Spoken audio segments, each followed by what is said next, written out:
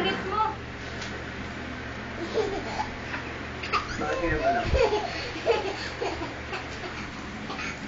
Baby, matakan si Kukong.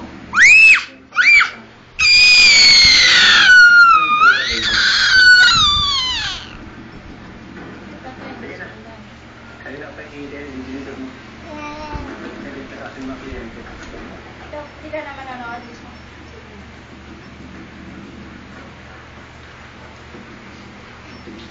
Oh, guys. No!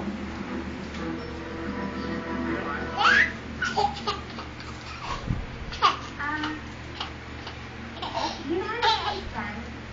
Ako yung tita Angela niya. Eh, kasi wala namang tao doon sa labas, kaya naisip akong pumasok at dito sa loob.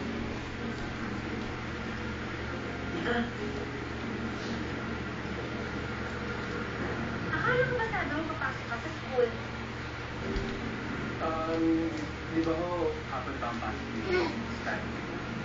Kaya naisip ko yung lunch ko, bigyan ng konting akin. Kasi yung gusto ko ng tatay niya.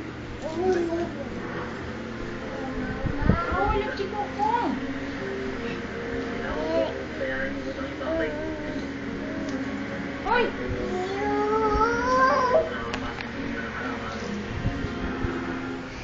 Wow.